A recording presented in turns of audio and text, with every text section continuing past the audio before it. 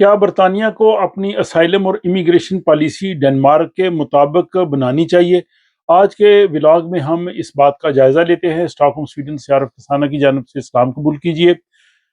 Denmark کی جو immigration policy ہے وہ یورپ کے بہت سے ممالک جو ہیں وہ اس کو کاپی کرنے کا سوچ رہے ہیں۔ سویڈن کی جو امیگریشن کی جو وزارت ہے اور یہاں کے منسٹر ہیں، انہوں نے بھی کئی مرتبہ ڈنمارک کا دورہ کیا ہے اور انہوں نے کہا جی کہ ڈنمارک کا جو ماڈل ہے، جو ایک سخت گیر امیگریشن پالیسی ہے، اس کو ہم اپنائیں گے۔ اور اب برطانیہ نے بھی کہا ہے کہ وہ اسائلم کے حوالے سے جو اپنی پالیسی ہے وہ ڈنمارک کے ماڈل کے مطابق رکھنا چاہ رہی ہے۔ اور آج کے ہم ولاگ میں ہم بات کریں گے کہ کیا ایسا کرنا درست ہوگا، اور ساتھ ہی ہم اس چیز کا جائزہ لیں گے کہ ڈنمارک کا جو اسائلم کا نظام ہے اور ڈنمارک کی جو سخت گیر امیگریشن پالیسی ہے وہ ہے کیا، اور برطانیہ کس طرح سے اس کو جو ہے وہ کاپی کرنا چاہتا ہے، اور اس کے مضمرات کیا ہوں گے۔ یہاں یہ بات بھی بڑی دلچسپ ہے کہ یورپ کی زیادہ تر جو دائیں بازو کی جماعتیں ہیں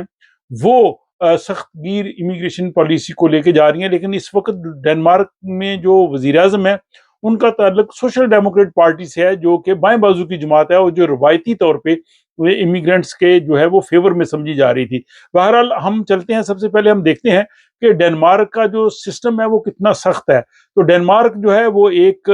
کسی وقت میں لبرل ویلفیئر اسٹیٹ سمجھا جاتا تھا، اور دنیا کے بہت سے جو لوگ ہیں، تارکین وطن ہیں، وہ ڈنمارک آئے اور آپ بھی وہاں پہ رہ رہے ہیں۔ لیکن پچھلے 10 سالوں میں یہ یورپ کا سب سے زیادہ جو ہے وہ سخت گیر ملک سمجھا جا رہا ہے امیگریشن کے حوالے سے، اور یہ واحد ملک ہے جس نے سب سے کم تعداد میں جو ہے مہاجرین لیے ہیں۔ جو اقوام متحدہ کا جو کوٹا ہے اس میں بھی اس نے بہت کم لوگوں کو لیا ہے، اور اپنا جو قانون ہے ایلینس ایکٹ، وہ پچھلے 36 سالوں میں 100 مرتبہ اس میں تبدیلیاں کی ہیں، یعنی مسلسل غیر یقینی کی صورتحال وہاں پہ رہی ہے۔ اور 2015 میں سب سے جو ہے وہ سخت تبدیلی کی گئی، اور اس میں یہ کہا گیا کہ اگر حکومت کو یہ لگے کہ جس ملک سے تارکین وطن آئے ہیں اگر وہاں پہ ان کے حالات اچھے ہو گئے ہیں تو ان کا ریفیوجی سٹیٹس ختم کر کے ان کو واپس بھیجا جا سکتا ہے، یا ان کو ڈنمارک میں رہنے کے لیے عارضی طور پہ جو ہے وہ سٹیٹس دیا جائے گا۔ اس طرح 2017 سے 2018 تک 900 سے زیادہ جو صومالیہ کے مہاجرین تھے ان کے ریزیڈنس پرمٹ منسوخ کیے گئے، اور 2019 کے بعد جو ہے وہ اس میں خاصی جو ہے وہ تبدیلی آئی، اور لوگوں کو واپس بھیجنے کا سلسلہ بھی جو ہے وہ شروع کیا گیا۔ اور اس کے ساتھ ہی اگر ہم شامی مہاجرین کے حوالے سے بات کریں تو آپ کو پتہ ہے کہ شام میں جب حالات خراب ہوئے تھے آج سے کچھ سال پہلے، تو وہ لوگ جرمنی آئے اور وہاں سے پھر وہ سویڈن آتے رہے۔ ڈنمارک میں ان کے رکنے کا امکان جو ہے وہ نہ ہونے کے برابر تھا، اور 2022 میں 400 کے قریب جو شامی مہاجرین جو ڈنمارک میں تھے وہ چھوڑ کے دوسرے ملکوں میں چلے گئے، کیونکہ ان کے ریزیڈنس پرمٹ جو ہے وہ منسوخ کر دیے گئے، اور جو وہاں پہ کچھ لوگ تھے بھی ان کو جو ہے وہ ڈپارچر سینٹرز میں رکھا گیا، کہ جہاں پہ ایک طرح سے ان کو مقید رکھا جاتا ہے، اور ان کی زندگی جو ہے وہ بہت ہی مشکل ہوتی ہے۔ ڈنمارک میں جو اس حوالے سے جو سلسلہ ہے وہاں پہ امیگریشن کا، وہ خاصا سخت ہونے کی وجہ سے لوگوں کو وہاں اپنے فیملی ممبرز کو بلانے کے لیے شدید مشکلات ہیں، ان کے لیے بہت زیادہ سخت شرائط ہیں، اور 3 سال کا عرصہ جو ہے وہ کرنا پڑتا ہے انتظار فیملی ری یونین کے کیسز میں۔ اسائلم سیکرز کے جو حقوق ہیں ان کو کافی محدود کیا گیا ہے، اور ان کو وہاں پہ جو ہے وہ عارضی طور پہ رہنے کی اجازت دی جاتی ہے۔ وہ اپنے مستقبل کی کسی قسم کی جو ہے وہ منصوبہ بندی نہیں کر سکتے، نہ ہی وہ معاشرے میں انٹیگریٹ ہو سکتے ہیں۔ ڈنمارک کی جو یہ سب مائگریشن کے حوالے سے پالیسیز ہیں،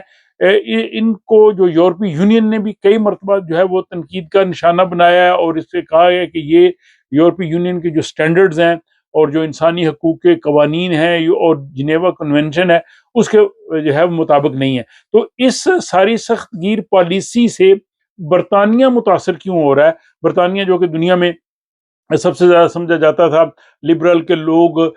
پوری دنیا سے وہاں کا رخ کرتے تھے، اور وہاں پہ ان کو پناہ بھی مل جاتی تھی، وہاں کام بھی کرتے تھے۔ لیکن اب جو برطانیہ کی حکومت ہے اور ان کی جو وزیر داخلہ ہے شبانہ محمود، انہوں نے کہا ہے جی کہ ہم اپنے سسٹم کو ٹھیک کریں گے، اور اس میں جو ہے وہ ڈنمارک کا جو ماڈل ہے اس کو کاپی کرنے کی بات بھی ہوئی ہے۔ اس میں یہ کہا گیا ہے کہ جو لوگ برطانیہ میں آئیں گے، جو وزیر داخلہ ہے انہوں نے وہاں کی جو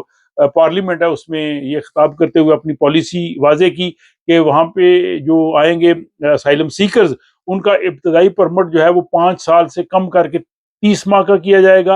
اور 20 سال وہاں رہنے کے بعد ان کو جو ہے وہ مستقل رہائش کا حق حاصل ہوگا۔ پہلے یہ 5 سال کا عرصہ تھا، اور اس کے بعد ہے کہ اگر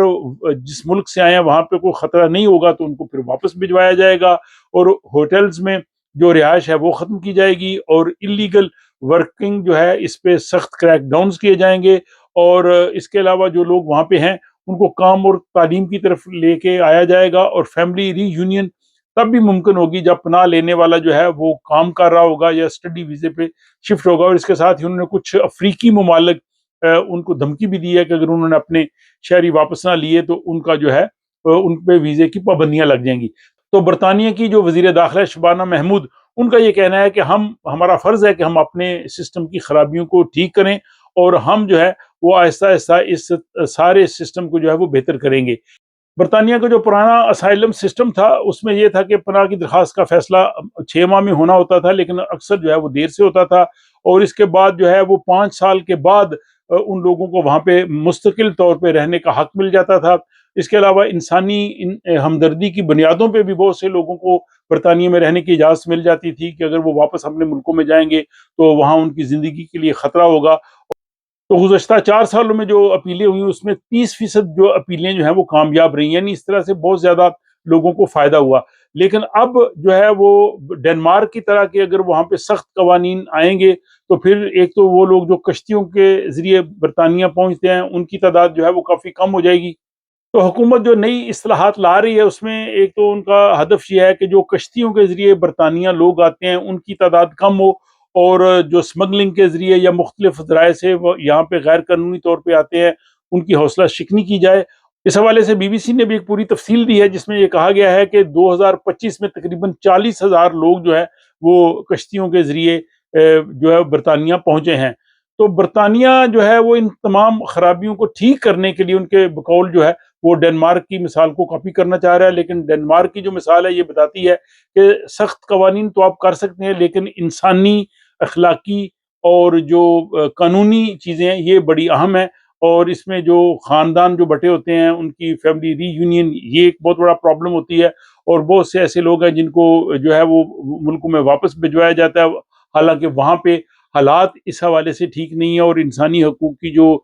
تنظیمیں ہیں اور یورپی یونین کی جو عدالتیں ہیں وہ اس حوالے سے کئی مواقع پہ اپنی ریزرویشنز جو ہیں وہ دے چکی ہیں۔ تو برطانیہ کی جانب سے ڈنمارک کے ماڈل کو کاپی کرنا یہ ظاہر کرتا ہے کہ برطانیہ اپنے امیگریشن قوانین کو بہت سخت کر رہا ہے، اور یہاں سویڈن میں جو اس وقت حکومت ہے یہ بھی جو ڈینش ماڈل ہے اس سے کافی متاثر ہے، اور ڈینش ماڈل جو ہے وہ میں نے آپ کو بتایا کہ اس میں بہت سخت جو ہے وہ تبدیلیاں کی گئی ہیں، انہوں نے اپنے قوانین کو 100 سے زیادہ مرتبہ جو ہے وہ انہوں نے تبدیل کیا ہے، اور لوگوں کو وہاں پہ مستقل رہنے کا حق جو ہے وہ اس کو ختم کیا ہے، اور اس وقت ڈنمارک میں آ کے سیٹلمنٹ ہونا خاصا مشکل ہے۔ اور اس کے ساتھ ہی ڈنمارک نے سٹیزن شپ کے جو قوانین ہیں ان کو بھی کافی سخت کیا ہوا ہے، اور پورے یورپ میں یہ ایک انوکھی مثال ہے کہ وہاں پہ جو سٹیزن شپ یعنی نیشنلٹی کا جو پروسیس ہوتا ہے اس میں جو امیدوار ہیں ان کی حتمی جو منظوری ہے وہ ڈینش پارلیمنٹ کی طرف سے دی جاتی ہے، اور حالیہ دنوں میں ایک کیس بھی آیا تھا کہ جس میں ڈینش پارلیمنٹ نے